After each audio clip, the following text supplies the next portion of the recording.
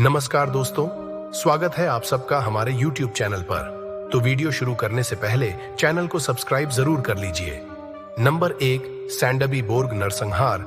जब 5वीं शताब्दी के स्वीडिश स्थल का अध्ययन कर रहे पुरातत्वविदों को एक घर के फर्श पर एक मानव कंकाल पड़ा हुआ मिला तो उन्होंने आश्चर्य व्यक्त किया कि किसी ने इसे दफनाया क्यों नहीं था।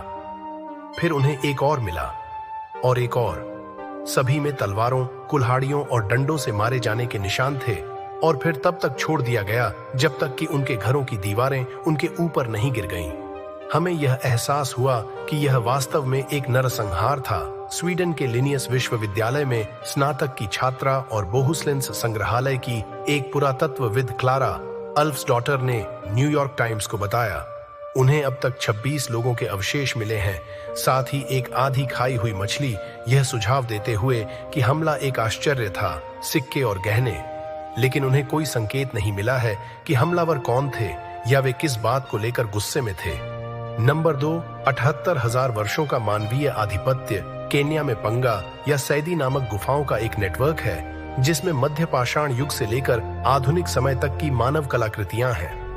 Max Planck Institute for the science of human history के माइकल पेट्राग्लिया ने हारेट्स को बताया कि इसके मुख्य कक्ष में 1000 वर्ग फीट से अधिक जगह होने के कारण इस गुफा में सैकड़ों लोग रह सकते थे और इसके उष्णकटिबंधीय वन स्थान पर अपेक्षाकृत स्थिर जलवायु का आनंद लिया गया है, जबकि अफ्रीका के अन्य हिस्सों में सूखे का सामना करना पड़ा है।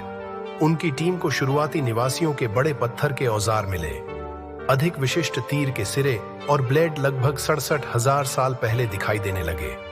नंबर 3, प्राचीन मिस्र में घायल चिड़ियाघर के जानवर हिएराकोनपोलिस 5000 साल पहले, पिरामिड बनने से सैकड़ों साल पहले नील नदी के किनारे बसा सबसे महत्वपूर्ण शहर था और इसके धनी निवासियों ने विदेशी पालतू जानवर रखकर अपनी हैसियत दिखाई। कब्रिस्तान की खुदाई में 2 हाथी, कई बबून और एक दरियाई घोड़ा अन्य जानवरों के अलावा मिले हैं। लेकिन यह सब सिर्फ खाने पीने और दुलारने तक सीमित नहीं था। कई बबून और दरियाई घोड़े के कंकालों में हड्डियों के फ्रैक्चर के निशान थे जो ठीक हो गए थे। शोधकर्ताओं का मानना है कि उन्हें पकड़ने के दौरान या जगह पर बांधने के दौरान चोट लगी होगी। हालांकि जानवरों की हड्डियां तभी ठीक हो पाती जब उन्हें सुरक्षित रखा जाता, जिससे हमें पता चलता है कि उन्हें कैद में रखा गया था।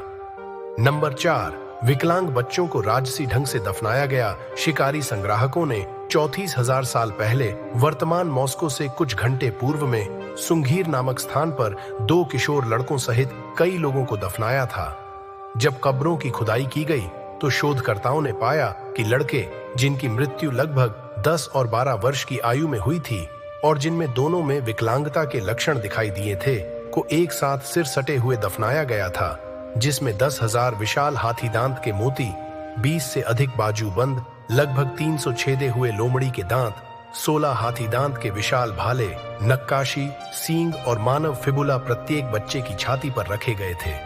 दूसरी ओर वयस्कों में कुछ कब्रों में कोई खजाना नहीं था और अन्य में केवल कुछ ही थे। नंबर 5, भारत में उन्नत पाषाण युग के औजार। आनुवंशिक साक्ष्य के अनुसार आधुनिक मनुष्यों में से 90% से अधिक लोग होमोसेपियंस की एक छोटी आबादी से आते हैं जो लगभग 60,000 साल पहले अफ्रीका से चले गए थे। शोधकर्ताओं का मानना है कि यह समूह शायद इसलिए इतना सफल रहा होगा क्योंकि उन्होंने बेहतर पत्थर के औजार विकसित किए थे। बढ़िया पत्थर के ब्लेड, जिन्हें भारी भरकम हाथ की कुल्हाड़ियों के बजाय भालों के सिरों पर इस्तेमाल किया जा सकता था। लेकिन दक्षिण भारत में एक साइट जहां प्राचीन मानव स्थलों का अच्छी तरह से अध्ययन नहीं किया गया है, दिखाती है कि वहां के लोगों के पास 2 लाख साल से भी पहले उन्नत उपकरण थे। क्या इसका मतलब यह है कि मानव पूर्वजों ने अफ्रीका को लहरों में छोड़ा या अलग अलग होमिनिड्स ने अलग अलग समान नवाचारों के साथ आए? यह अज्ञात है, लेकिन दिलचस्प है। ये रहस्यमय प्राचीन उपकरण आपको भी आकर्षित कर सकते हैं। बस इतना ही दोस्तों। अगर आपको हमारा वीडियो पसंद आया हो तो कृपया लाइक और सब्सक्राइब जरूर करें और कमेंट में हमें बताएं कि वीडियो कैसी लगी। मिलते हैं हमारे अगले वीडियो में। धन्यवाद।